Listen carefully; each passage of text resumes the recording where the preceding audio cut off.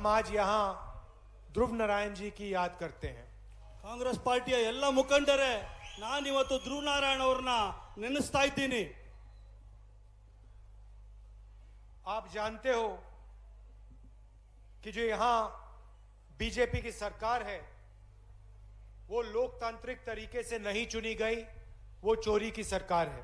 ನಿಮಗೆ ಗೊತ್ತಿದೆ, ಈ ಸರ್ಕಾರ ಬಿಜೆಪಿ ಸರ್ಕಾರ ಏನ್ ರಚನೆ ಆಗಿದೆ ಅದು ಪ್ರಜಾಪ್ರಭುತ್ವದಿಂದ ರಚನೆ ಆಗಿರೋದಲ್ಲ, ಕದ್ದಿ ಕಳ್ಳತನದಿಂದ ಆಗಿರುವಂತ ಸರ್ಕಾರ.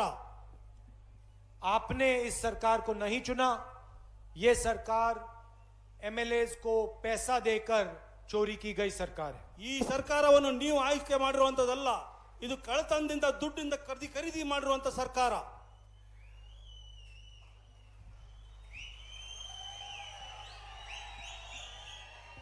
और कर्नाटक का हर बच्चा, 5-6 साल का बच्चा जानता है कि ये सरकार 40% वाली सरकार है।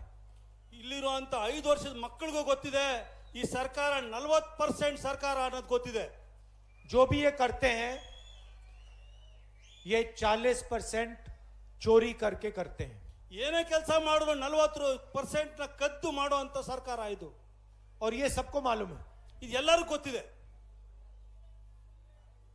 कॉन्ट्रैक्टर्स एसोसिएशन ने प्रधानमंत्री को एक चिट्ठी लिखी और उन्होंने कहा, प्रधानमंत्री जी आपकी कर्नाटक की सरकार हर काम में 40% कमीशन लेती है। ಕಾಂಟ್ರಾಕ್ಟರ್ಸ್ ಅಸೋಸಿಯೇಷನ್ ಅಧ್ಯಕ್ಷರಾದಂತವರು ಪ್ರಧಾನಮಂತ್ರಿಗೆ ಪತ್ರ ಬರೆದ್ರು, ಇಲ್ಲಿ ನಮ್ಮ ಹತ್ರ 40% ಕೇಳ್ತಾ ಇದ್ದಾರೆ, ಇದು ಸರ್ಕಾರ, ಇದ್ರ ಮೇಲೆ ನೀವು ಕ್ರಮ ತಗೊಳ್ಳಿ ಅಂತ ಹೇಳಿ. ಆದ್ರೆ ಇಲ್ಲಿವರೆಗೂ ಏನೂ ಆಗಿಲ್ಲ. प्रधानमंत्री ने चिट्ठी का जवाब तक नहीं दिया। ಇಲ್ಲಿವರೆಗೂ ಪ್ರಧಾನಮಂತ್ರಿಗಳಿಗೆ ಉತ್ತರನೂ ಕೊಟ್ಟಿಲ್ಲ. मैसोर सैंडल सोप स्कैंडल में 8 करोड़ रुपए एमएलए के बेटे के यहां पकड़े जाते हैं।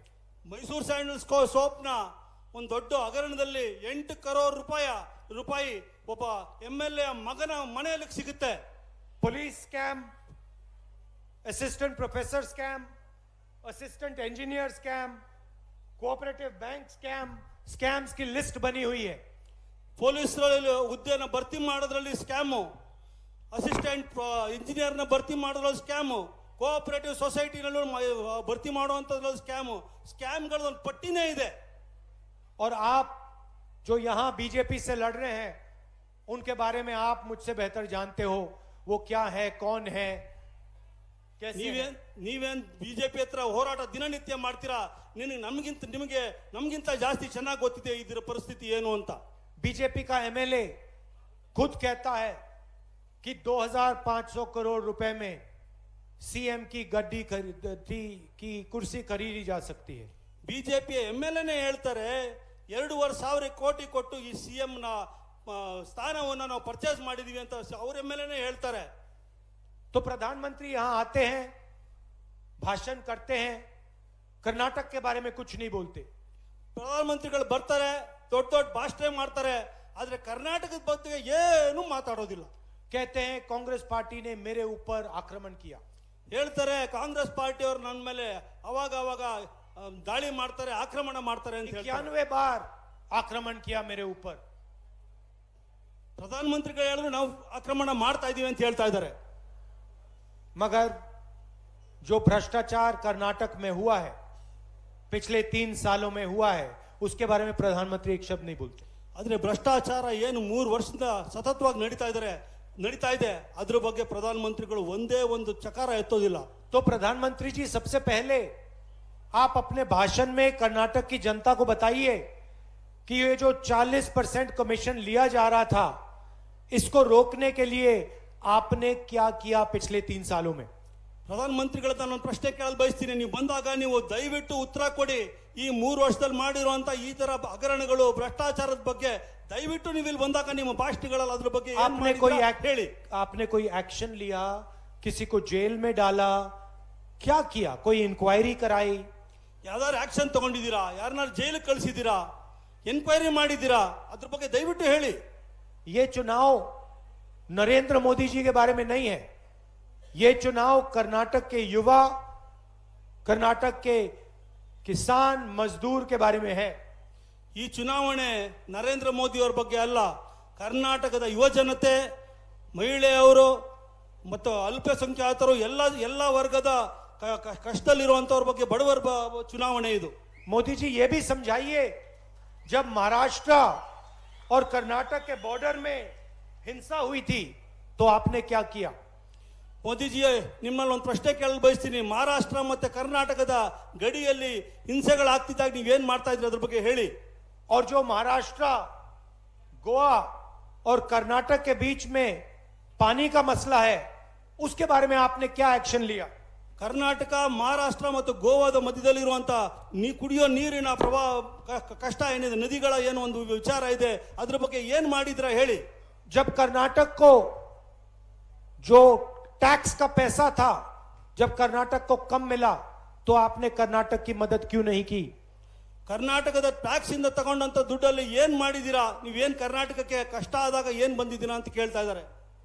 और जब कर्नाटक में बाढ़ आई तो आपने क्या मदद की? ಇಲ್ಲಿ ನಮ್ಗೆ ನೆರೆ ಬಂದಾಗ, ಇಲ್ಲಿ ನಮ್ಗೆ ನದಿಗಳು ಉಕ್ಕರಿದಾಗ ನೀವೇನ್ ಮಾಡಿದ್ರಿ ಅದನ್ನ ಹೇಳಿ. इन सवालों के जवाब कर्नाटक को आप पहले दीजिए. ಈ ಪ್ರಶ್ನೆಗಳಿಗೆ ಮೊದಲು ನೀವು ಉತ್ತರ ಕೊಡಿ. कांग्रेस पार्टी ने, आप जानते हो हमारी सरकार कैसी थी, ನಿಮಗೆ ಗೊತ್ತಿದೆ ಕಾಂಗ್ರೆಸ್ ಪಾರ್ಟಿಯ ಸರ್ಕಾರ ಯಾವ ರೀತಿ ನಡೀತಾ ಇತ್ತು ಅಂತ. कैसा काम हमने किया आपको याद है, आपको मालूम है. ನಿಮ್ಗೆ ನಾವ್ ಯಾವ ರೀತಿ ಏನೇನ್ ಕೆಲಸ ಮಾಡಿದೀವಿ ಅಂತ ಎಲ್ಲ ಗೊತ್ತಿದೆ. और हम क्या करने जा रहे हैं वो भी मैं आज आपको बता देता हूं. ನಾವೇನ್ ಮಾಡ್ತೀವಿ ಅಂತ ನಾನು ಮುಂದೆ ಹೇಳ್ತೀನಿ. क्योंकि हम चाहते हैं कि आपका अच्छा भविष्य हो. ನನ್ನ ಆಸೆ ಏನಂದ್ರೆ ನಿಮ್ಗಳಿಗೆಲ್ಲ ಒಳ್ಳೆ ಭವಿಷ್ಯ ಇರಬೇಕು ಅನ್ನೋ ನನ್ನ ಆಸೆ. हम समझते हैं, कांग्रेस पार्टी को अच्छी तरह मालूम है कि बीजेपी के राज में कितनी महंगाई बढ़ी है. ನಿಮ್ಗೆ ಚೆನ್ನಾಗಿ ಗೊತ್ತಿದೆ ಬಿಜೆಪಿಯ ಒಂದು ಸರ್ಕಾರ ಬಂದಾಗ ಎಷ್ಟು ನಮ್ಮ ಬೆಲೆಗಳಿಗೆ ಗಗನಕ್ಕೇರಿದೆ ಅನ್ನೋದು ನಿಮ್ಗೆ ಗೊತ್ತಿದೆ. 400 रुपए का सिलेंडर 1100 का हो गया. 400 ರೂಪಾಯಿ ಇರೋದಂತ ಸಿಲಿಂಡರ್ ಇವತ್ತು 1100 ರೂಪಾಯಿ ಆಗಿದೆ. कुकिंग ऑयल 60 रुपए से 200 रुपए लीटर हो गया. कुकिंग ऑयल 60 से 200. ನೀವು ಅಡಿಗೆ ಎಣ್ಣೆ 70 ರೂಪಾಯಿ ಇರೋದು 200 ರೂಪಾಯಿ ಆಗಿದೆ. पेट्रोल 70 रुपए से 102 रुपए. ಪೆಟ್ರೋಲ್ 70 ರೂಪಾಯಿಂದ 120 ರೂಪಾಯಿ. डीजल 56 रुपए से 90 रुपए. ಡೀಸೆಲ್ 70 ರೂಪಾಯಿಂದ 90 ರೂಪಾಯಿ. हिंदुस्तान के इतिहास में पहली बार किसानों को टैक्स देना पड़ा, जीएसटी देनी पड़ी. ನಮ್ಮ ದೇಶದ ಒಂದು ಇತಿಹಾಸದಲ್ಲೇ ಮೊದಲನೇ ಬಾರಿಗೆ ರೈತರಿಗೆ ಜಿಎಸ್ಟಿ ಕಟ್ಟುವಂತ ಕೆಲಸ ಮಾಡಿಸಿದ್ದಾರೆ. 1.5 करोड़ लोग बेरोजगार हुए. 1.5 ಕೋಟಿ ಜನ ತಮ್ಮ ಕೆಲಸಗಳನ್ನ ಕಳ್ಕೊಂಡಿದ್ದಾರೆ. 40 करोड़ रुपए, 40 करोड़ लोग फिर से गरीब हो गए. 40 ಕೋಟಿ ಜನ ತಿರ್ಗಾ ಬಡತನದ ರೇಖೆ ಕೆಳಗಡೆ ಹೋಗ್ತಾ ಇದ್ದಾರೆ. 90 लाख छोटे बिजनेस बंद हो गए. 90 ಲಕ್ಷ ಹೊಸ ಸಣ್ಣ ಉದ್ಯೋಗಗಳು ಮುಚ್ಚೋಗಿದೆ. तो हम इन चीजों को समझते हैं और हम जानते हैं कि बीजेपी ने यहां 40% का काम करके दिखाया. आपका पैसा आपसे छीना है. ನಮಗೆ ಗೊತ್ತಿದೆ ಈ ರೀತಿ ಇಂಥ ಕೆಲಸಗಳನ್ನ ಮಾಡಿ ತಮ್ಮ ದುಡ್ಡನ್ನ 40% ಅವ್ರು ಕದ್ದಿದ್ದಾರೆ ಅಂತ ನಮಗೆ ಗೊತ್ತಿದೆ. इसीलिए कांग्रेस की सरकार जो अब कर्नाटक में आने वाली है, वो आपका जो पैसा है आपको वापस देने का काम करेगी. ಅದರಿಂದ ನಮ್ಮ ಸರ್ಕಾರ ಕರ್ನಾಟಕದಲ್ಲಿ ಏನು ಕಾಂಗ್ರೆಸ್ ಸರ್ಕಾರ ಬರಲಿದೆ, ನಿಮ್ಮ ದುಡ್ಡು ನಿಮ್ಗೆ ವಾಪಸ್ ಕೊಡ್ತೀವಿ. जितना पैसा बीजेपी ने आपसे चुराया है उतना पैसा हम वापस आपके जेब में डालने जा रहे हैं. ಎಷ್ಟು ದುಡ್ಡು ಅವರು ನಿಮ್ಮ ಹತ್ರ ಲೂಟಿ ಮಾಡಿದ್ರೆ ಅಷ್ಟು ದುಡ್ಡು ನಿಮ್ಗೆ ವಾಪಸ್ ನಾವು ಕೊಡ್ತೀವಿ. महिलाओं को बेरोजगारी की सबसे बड़ी चोट पड़ती है, तो हमारा पहला कदम गृह लक्ष्मी स्कीम 2000 रुपए हर महीने हर महिला को. ಮೊದಲನೇ ನಮ್ಮ ಗ್ಯಾರಂಟಿ ಎಲ್ಲ ಮಹಿಳೆಯರಿಗೆ, ಗೃಹಿಣಿಯರಿಗೆ ತಮ್ಮ ಅಕೌಂಟ್ಗೆ 2000 ರೂಪಾಯಿ ಪ್ರತಿ ಮಾಸ ಕಳಿಸ್ತೀವಿ ಅಂತ. दूसरा स्कीम गृह ज्योति स्कीम 200 यूनिट मुफ्त में बिजली हर महीने. ಎರಡನೇದು ಗೃಹ ಜ್ಯೋತಿ ಸ್ಕೀಮ್ 200 ಯೂನಿಟ್ 200 ನಿಮ್ಮ ಮನೆಗೆ ಮುಫ್ತ್ ಆಗಿ ಇದು ಕೊಡ್ತೀವಿ ಕರೆಂಟ್ ಅಂತ. तीसरा स्कीम अन्न भाग्य 10 किलो चावल हर परिवार के हर मेंबर को. ಮೂರನೇದು ಅನ್ನ ಭಾಗ್ಯ 10 ಕಿಲೋಗ್ರಾಮ್ ಅಕ್ಕಿ ನಿಮ್ಮ ಮನೆಯಲ್ಲಿರೋ ಎಲ್ಲರಿಗೂ 10 ಕಿಲೋಗ್ರಾಮ್ ಅಕ್ಕಿ ಕೊಡ್ತೀವಿ. चौथा स्कीम जिसको हम सखी कहते हैं, ये जो हमारी माताएं बहनें आई हैं आपके लिए, सरकार बनने के बाद चाहे आप कहीं भी कर्नाटक में घूमें, आपको बस के लिए 1 पैसा नहीं देना पड़ेगा।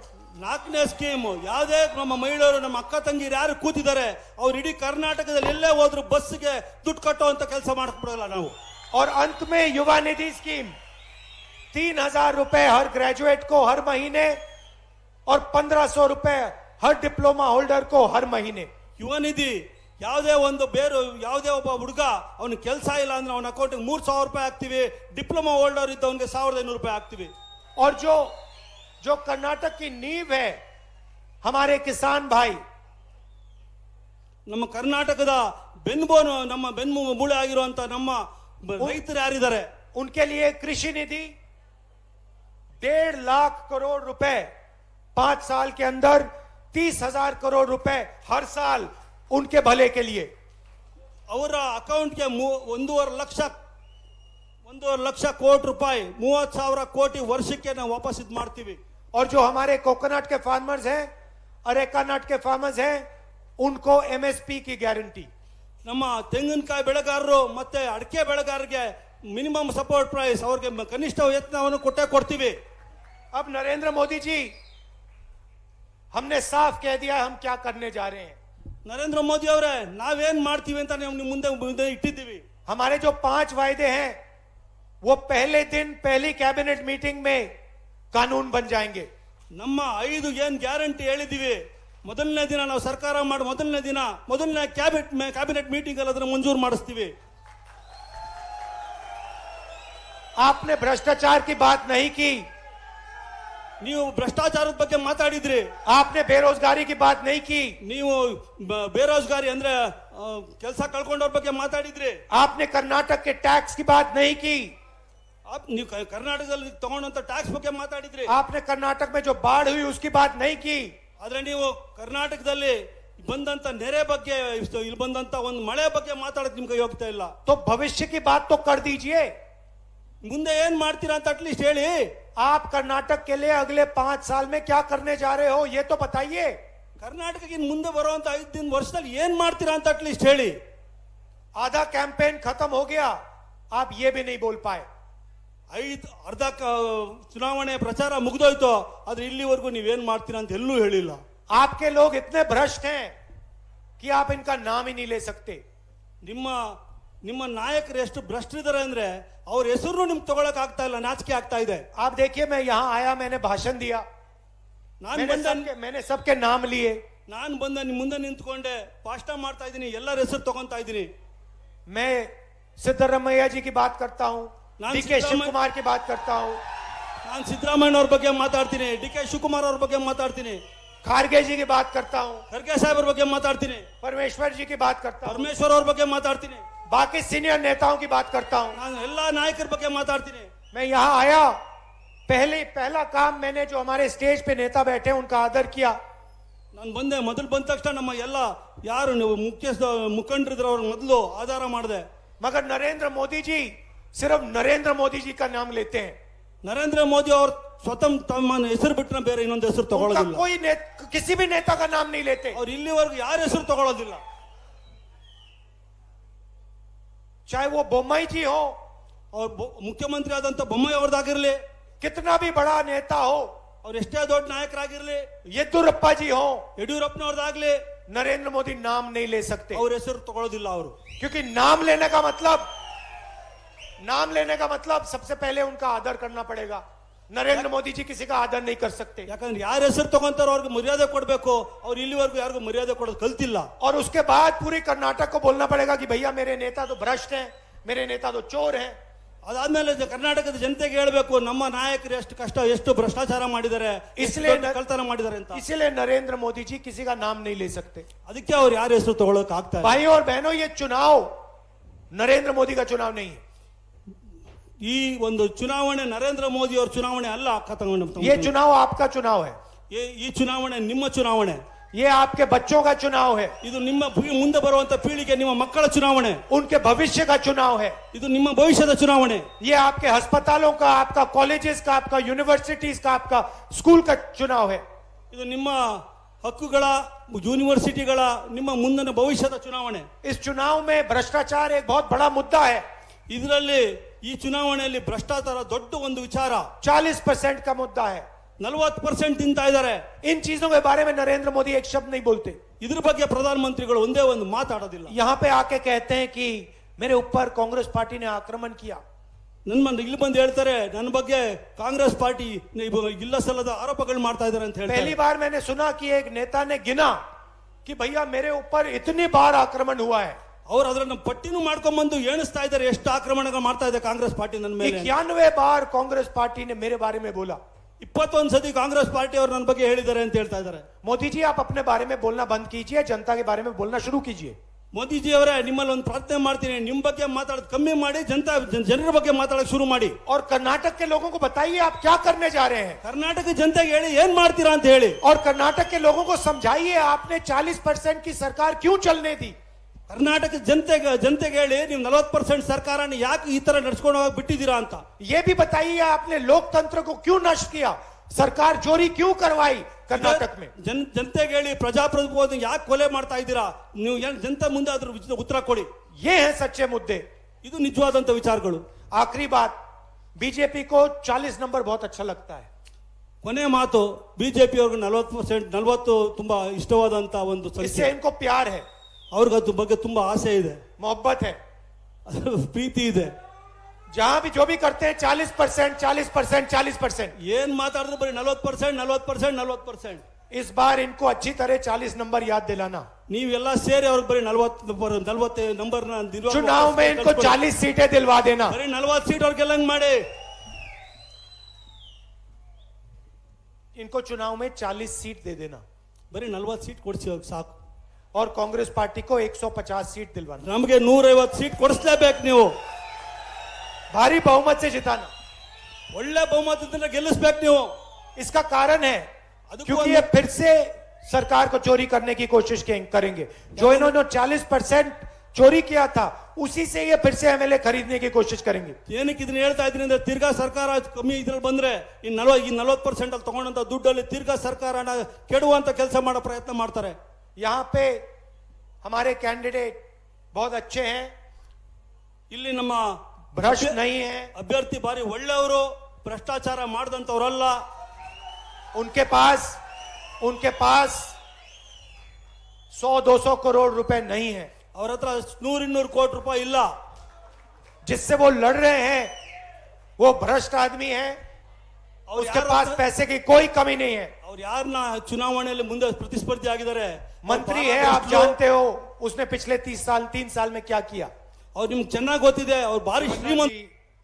सिद्धराजू जी, सूरज हेगड़े जी, मरीस्वामी जी, जयन्ना जी, नंजूद स्वामी जी, स्टेज पे कांग्रेस पार्टी के वरिष्ठ नेता, और हम आज यहाँ ध्रुव नारायण जी की याद करते हैं. ಕಾಂಗ್ರೆಸ್ ಪಾರ್ಟಿಯ ಎಲ್ಲ ಮುಖಂಡರೇ, ನಾನಿವತ್ತು ಧ್ರುವ ನಾರಾಯಣ್ ಅವ್ರನ್ನ ನೆನೆಸ್ತಾ ಇದ್ದೀನಿ. आप जानते हो कि जो यहां बीजेपी की सरकार है वो लोकतांत्रिक तरीके से नहीं चुनी गई, वो चोरी की सरकार है.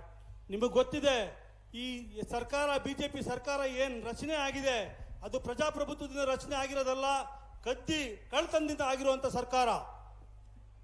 आपने इस सरकार को नहीं चुना.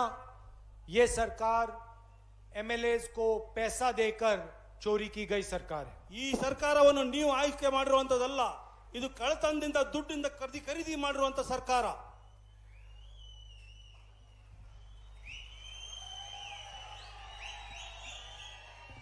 और कर्नाटक का हर बच्चा, 5-6 साल का बच्चा जानता है कि ये सरकार 40% वाली सरकार है. ಇಲ್ಲಿರುವಂತ 5 ವರ್ಷದ ಮಕ್ಕಳಿಗೂ ಗೊತ್ತಿದೆ ಈ ಸರ್ಕಾರ 40% ಸರ್ಕಾರ ಅನ್ನೋದು ಗೊತ್ತಿದೆ. जो भी ये करते हैं ये 40% चोरी करके करते हैं. ಏನೇ ಕೆಲಸ ಮಾಡಿದ್ರು 40% ನ ಕದ್ದು ಮಾಡುವಂತ ಸರ್ಕಾರ ಇದು. और ये सबको मालूम है. ಇದೆಲ್ಲರೂ ಗೊತ್ತಿದೆ.